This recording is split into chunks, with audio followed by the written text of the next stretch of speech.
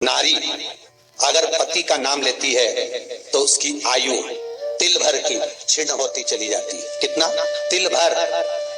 स्कंद पुराण में लिखा है तिल भर की आयु क्षीण होती चली जाती। नारी ज्येष्ठ पुत्र का नाम लेती है, हाँ ज्येष्ठ में अगर बेटी है तो उसका नाम ले सकती है, पर ज्येष्ठ पुत्र बड़ा पुत्र है और पुत्र का नाम लेती है तो उस बालक की कभी उन्नति नहीं हो सकती।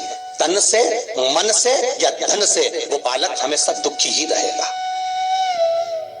तुम दुनिया का सारा सपोर्ट कर दो, तुम चाहे अपनी प्रॉपर्टी बड़े बेटे के नाम कर दो, तुम चाहे पूरा दुनिया भर का सुख अपने बेटे के सामने लाकर खड़ा कर दो, तो भी अगर माँ अपने बड़े पुत्र का नाम बार बार लेती है तो वो पुत्र या तो तन से या मन से या धन से दुखी ही मिलेगा, वो सुख नहीं पा सकता।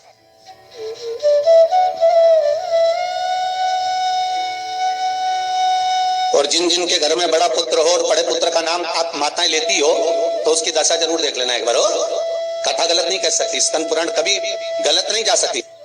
आपके घर में भी अगर बड़ा पुत्र हो और पुत्र का नाम अगर आप ले रहे हो, हाँ ये जरूर है, अगर बेटी बड़ी और उसके बाद पुत्र बड़ा है तो वो ज्येष्ठ नहीं माना जाएगा। ध्यान रखना, ज्येष्ठ का मतलब होता है सबसे बड़ा पुत्र, उसके बाद सारे बच्चों का जन्म हुआ। क्योंकि बेटी अगर जन्म ले ली पहले फिर बेटा हुआ तो बेटी ज्येष्ठ कहलाएगी, बेटा नहीं कहलाएगा। अगर पहला ज्येष्ठ पुत्र है तो माँ सारी प्रॉपर्टी दे दे, सारा वैभव दे दे, माँ सारा दौलत दे दे, माँ उसके ऊपर सर्वस्व निछावर कर दे। पर अगर बेटे का नाम माता बार बार लेती है तो उस बेटे की उन्नति तरक्की नहीं हो सकती, उसको जीवन में सुख नहीं मिल सकता, कुछ ना कुछ चीज से वो दुखी रहेगा। चाहे वो बच्चों से रहे, पत्नी से रहे, परिवार से रहे, कुटुंब से रहे, व्यापार में रहे, व्यवसाय में रहे, ऑफिस में रहे, चाहे अपने शरीर से रहे, पर दुख तो उसके भाग्य में थोड़ा लिखा ही रहेगा। और जो चीज वेद व्यास जी ने वर्णन कर दी महाराज, उसका प्रमाण आप खुद भी अपने घर में देखो कि सही है कि गलत है। जिस घर में बड़ा पुत्र हो और माँ उसका नाम बार बार लेती हो, बार बार लेती हो, उस पुत्र की दशा देखिएगा आप। तन मन और धन तीन तरह से। इसलिए निवेदन करूंगा मेरी माताओं से, आपका प्रेम बहुत है क्योंकि आपका बेटा बड़ा है, आपका पुत्र बड़ा है, आपका बहुत प्रेम है और बेटे का भी माता के प्रति बहुत प्रेम है, पर उस प्रेम में तुम्हारा जो संबोधन है बार बार नाम लेने का, उससे उसको तकलीफ हो सकती है। इसलिए निवेदन है, मेरे कृष्ण का नाम कृष्ण था पर यशोदा कभी कृष्ण नहीं बोली है, कभी नहीं, यशोदा कभी कृष्ण नहीं बोली। कनुआ कहती थी आपके बेटे का नाम कुछ भी आप उसको नाम से मत पुकारो, उसका नाम चेंज कर दो, थोड़ा सा बदल दो, आप उस नाम से उसको पुकारना प्रारंभ करो। आप जो भी बोलना चाहे, आपके दिल की बात है, तो आपके पुत्र से आप क्या बोल सकते हो।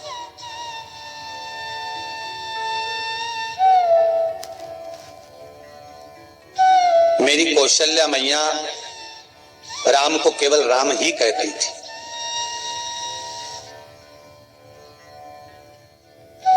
केकई राघव कहती थी, सुमित्रा रघु कहती थी, पर कौशल्या नाम नहीं बदला। और ज्येष्ठ पुत्र थे राम, बड़े थे, बड़े हुए, वन जाना पड़ा, लौट कर आए, धोबी की वार्ता सुनकर सीता का परित्याग करना पड़ा, समय आया लक्ष्मण का त्याग करना पड़ा, और समय आया तो ये शरीर को ही सरयू में छोड़ना पड़ा। कहां से? स्कंद पुराण कहती है पति का नाम अगर नारी ले रही है तो तिल तिल भर उसकी उम्र घट रही है। पर ना जाने माताओं को ऐसा क्या है कि वो आज का फैशन हो गया, ए राघव इधर आ, राघव गया,